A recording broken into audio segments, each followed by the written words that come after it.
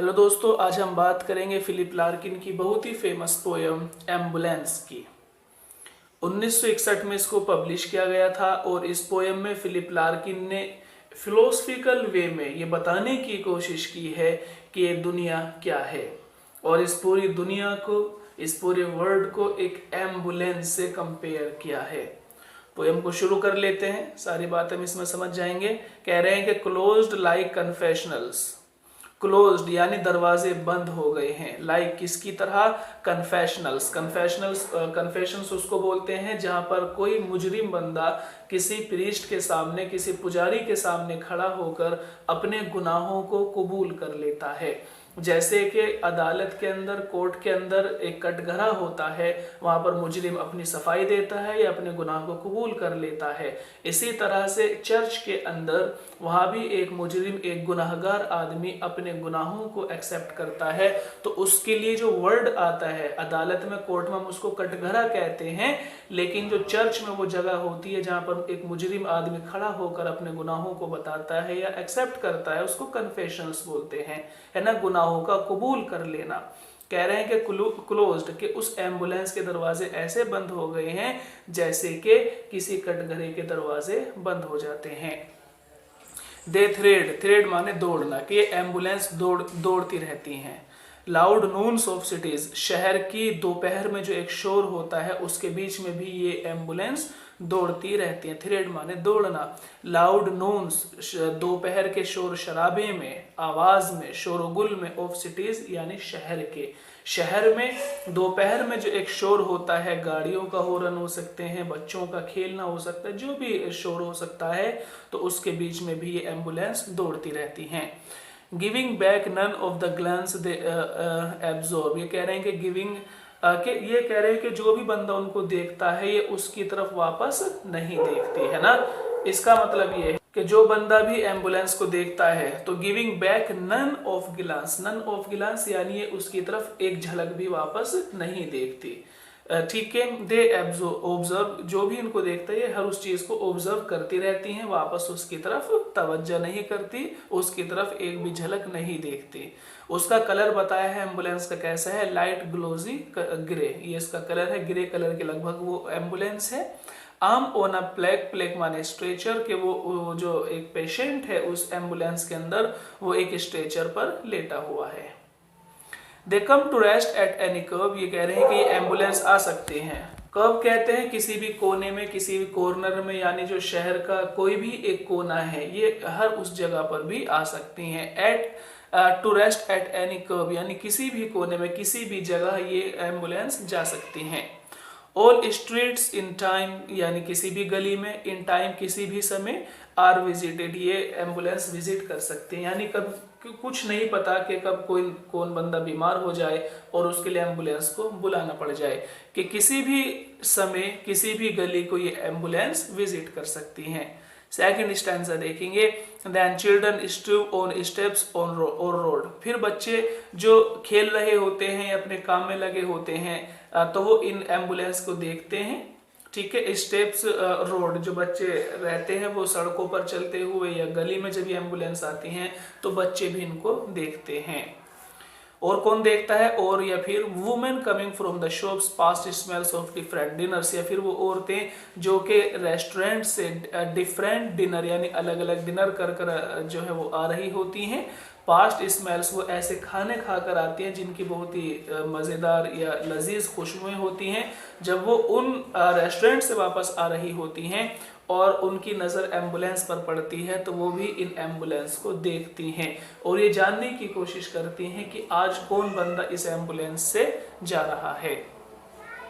सी अ wild white face, फिर वो देखती हैं कि उस एम्बुलेंस के अंदर क्या, सी माने वो देखती हैं, अ वाइल्ड वाइट फेस, के उस एम्बुलेंस के अंदर एक बहुत ही सफ़ेद चेहरे वाला बंदा है। इसका मतलब ये है कि वो बहुत ज़्यादा बीमार है ना। चेहरे का सफ़ेद पड़ जाना मतलब होता है बहुत ज़्यादा बीमार हो जाना और मौत के करीब हो जाना।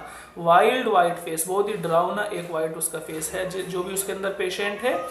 दैट ओवरटॉप्स रेड स्ट्रेचर ब्लैंकेट, और उसको एक रेड ब्लैंकेट है ना, एक लाल तरह का कोई कंबल है, हमारे यहाँ तो लगभग ग्रीन चलते हैं अस्पतालों के अंदर, लेकिन उसको एक लाल कलर के कंबल से, ब्लैंकेट से उस पेशेंट को ढका हुआ है।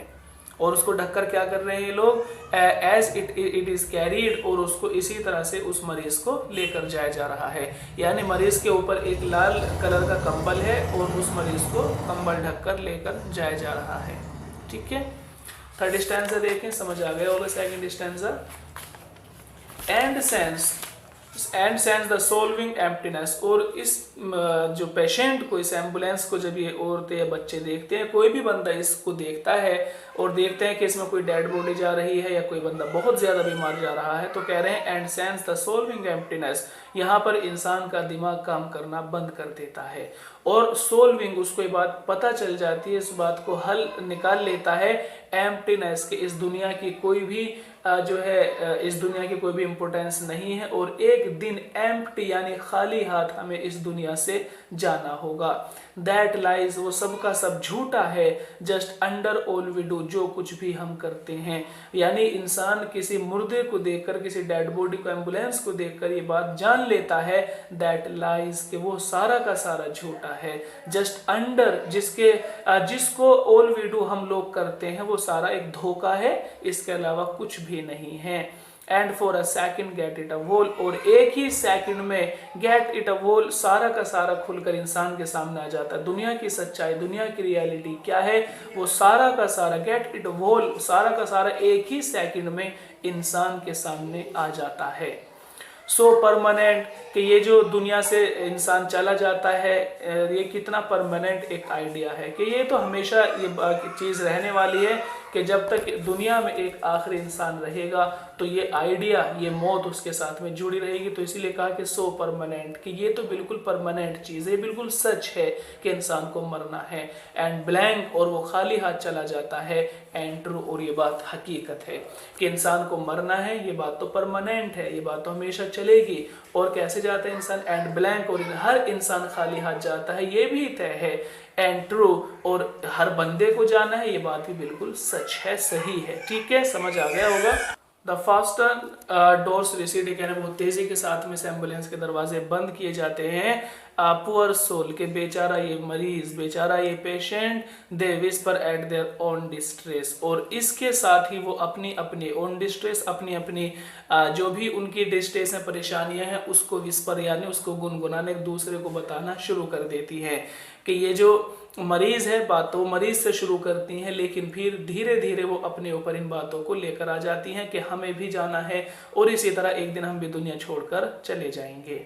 ठीक है, जब इस मरीज को लेकर जाया जा रहा है या जो भी ये पेशेंट है, तो कह रहे हैं कि for borne away in dead and air, कह रहे हैं कि जब इस मरीज को लेकर जाया जा रहा है तो वहाँ डेड एंड एयर यानी जो वहाँ का मौसम है, जो वहाँ का वातावरण है, वो बहुत ही गमज़दा है, बहुत ही गमगीन मौसम में, एनवायरनमेंट में, माहौल में उसको लेकर जाया जाता है। यानी जहाँ जिस जगह से कोई पेशेंट बिल्कुल बहुत ही ज़्यादा बीमार होता है, जब उसको लेकर जाया जाता है तो क्या होता है, डेड एंड एयर, वहाँ का माहौल बहुत ही गमगीन हो जाता है। May go the sudden shut off loss, और ऐसे इसलिए होता है कि मे गो के कोई बंदा है, सडन जो जल्द ही, शट ऑफ लॉस दुनिया छोड़कर जाने वाला है, कि बहुत जल्दी एक बंदा इस दुनिया को अलविदा कहने वाला है। तो इसलिए वहाँ का माहौल पूरा एक तरह से गमगीन हो जाता है। Round something nearly at end, है ना, राउंड समथिंग के कोई चीज है, नियरली जो कि बहुत जल्दी क्या होने वाली है, एट एन एंड मरने वाली है, कि कोई चीज है जो बहुत जल्दी मरने वाली है, दुनिया को छोड़कर जाने वाली है, इसलिए वहां का माहौल चेंज है, पूरा गमगीन माहौल बना हुआ है। And what code it in it across the years, ये कह रहे हैं, और इसका जो ईयर यानी इसका जो बहुत लंबे समय का एक्सपीरियंस है, जो लंबा समय इसने इस दुनिया में काटा है मरीज ने, तो वो सब कैसा होने वाला है, वो सब खत्म होने वाला है ना। इसका एक्सपीरियंस, इसकी बातें, इसकी सोच, सब कुछ इसके साथ में खत्म होने वाली है। The unique random blend of families and fashions, ये कह रहे हैं कि इसके अंदर ब्लेंड माने यानी हर चीज़ होना, ब्लेंड माने चीज़ों का मिला जुला होना, कि ये बंदा है, इसके पास फैमिली, इसके पास अपनी एक फैमिली होती थी, उसको भी छोड़कर जाना है। फैशंस हैं, जिन चीज़ों को ये पसंद करता था, नापसंद करता था, इसकी जो अच्छाई, इसकी बुराई सब इसके साथ जुड़ी हुई थी, वो भी सब इसके साथ में ख़त्म हो जाएंगी। ठीक है। यानी रैंडमली जो एक ब्लैंड था, जो इसके अंदर चीज़ों के लिए कोई शौक होता होगा या इसकी जो फैमिली के लिए प्यार मोहब्बत होता है, वो सब चीज़ें ये ख़त्म कर कर चला जाएगा। इसके अंदर कोई एक्टिविटी नहीं बच पा रही है। तो सब चीज़ों से ये कैसा हो गया है, अनजान हो गया है। चाहे इसकी फैमिली मेम्बर यहाँ पर इसके साथ हों, चाहे इसकी कोई अच्छी चीज़ इसके सामने लाकर, ये फैशन माने अच्छी चीज़ हो सकता है कि चाहे कोई इसकी अच्छी चीज़ इसके सामने हम लेकर आ रहे हैं, तो ये हर चीज़ से बंदा अनजान हो गया है। ठीक है, देखें, at last begins to loosen. देखिए लास्ट स्टैंजा बचा है, कह रहे हैं कि at last begins to loosen, कि आखिरकार उसका जो सांस था वो उखड़ना शुरू हो गया। बिगिन टू लूजन, कि उसका सांस उखड़ना या उसका जो एक दम है वो निकलना शुरू हो गया। Far from the exchange of love to lie unreachable inside a room. यहाँ पर रूम के माने आप कब्र के लेंगे, उसकी जो एक ठहरने की जगह है, यानी अब मरकर बंदा कहाँ चला जाएगा, कब्र में। तो ये कह रहे हैं कि फार from the exchange of love, कि दुनिया का जो लव है, दुनिया की जो मोहब्बत है, अब उससे वो फार फ्रॉम यानी उससे बहुत दूर निकल जाएगा। कि दुनिया की चीज़ों को छोड़कर अब वो जा रहा है, दुनिया की मोहब्बत को छोड़कर, मोह माया को छोड़कर वो जा रहा है, फार बहुत दूर जा रहा है। और वो कहाँ जा रहा है, टू लाई, वो जाकर लेट जाएगा, दुनिया को छोड़कर वो जाकर लेटेगा, अनरीचेबल, एक ऐसी जगह पर जहाँ पहुँच नहीं सकते। यानी कब्र के अंदर कौन जाएगा, कोई भी नहीं। तो क्या है, उसी को कहा कि अनरीचेबल इनसाइड अ रूम, कि एक ऐसे कमरे में, एक ऐसे घर में वो जा रहा है जहाँ तक अनरीचेबल इंसान नहीं पहुँच सकता। ठीक है, इसका मतलब यह है कि अब वो जल्द ही कब्र में जाकर सो जाएगा और दुनिया की मोह माया को पूरी तरह से वो भुला देगा, छोड़ देगा। The traffic parts to let go, और जो ट्रैफिक वहाँ पर सड़क पर जाम है जो भी है, तो वो सारे के सारे क्या कर रहे हैं, पार्ट्स टू लेट गो, कि वो इस जो एम्बुलेंस है उसको वो रास्ता दे रहे हैं टू लेट गो, जाने के लिए, कि वो भी ट्रैफिक भी उसको जल्दी जल्दी जाने के लिए रास्ता दे रहा है कि ठीक है, अभी इस बंदे को जल्दी से इस दुनिया से छुटकारा दे देना चाहिए। तो ट्रैफिक भी इस एम्बुलेंस को आगे बढ़ने के लिए रास्ता दे रहा है। और ये क्या हो रहा है, ब्रिंग्स क्लोजर, और ये जो इसके अंदर पेशेंट है ये बहुत जल्दी ही नज़दीक आता जा रहा है, what is left to come, और आखिर अब दुनिया में ये रहकर करेगा भी क्या। और इस बंदे को, पेशेंट को भी शायद ये महसूस होने लगा है, या जो उसको देखने वाले लोग हैं वो इस बात को महसूस कर रहे हैं कि ब्रिंग्स क्लोजर, के अपनी मौत के बहुत नज़दीक आ रहा है, और what is left to come, और अब इसके अंदर किसी भी तरह की गुंजाइश बाकी नहीं रही कि इसको बचाया जा सकता है या इसके साथ में कुछ जो है बर्ताव किया जा सकता है, अच्छा या बुरा, किसी भी तरह का कोई बर्ताव की कोई ट्रीटमेंट किया जा सकता है। तो ऐसा लग रहा है कि अब ऐसा कुछ भी बाकी नहीं रहा, बल्कि अब क्या हो रहा है, ब्रिंग्स क्लोजर, के इसकी मौत बस करीब ही है। ठीक है, ये बात भी आसपास वाले लोगों ने महसूस की हुई है। Endless to distance all we are, endless to distance, और ये कह रहे हैं और फिर वो जो बंदा है, डल्स टू डिस्टेंस, उसकी जो दूरी है वो बढ़ जाती है ना। दूरी का बढ़ जाने का मतलब ये है कि वो बंदा मर जाता है। ऑल वी आर, और इसी तरह हम सब लोग भी मर जाएंगे। एंड डल्स टू डिस्टेंस, और वो बंदा आखिरकार दुनिया से रुखसत हो जाता है, अलविदा कहकर चला जाता है। ऑल वी आर, और इसी तरह हम भी दुनिया को छोड़कर चले जाएंगे, दुनिया को अलविदा कहेंगे। ठीक है दोस्तों, आज के लिए इतना ही काफ़ी है। सुनने के लिए धन्यवाद, आपका दिन शुभ हो। हेलो दोस्तों, आज हम बात करेंगे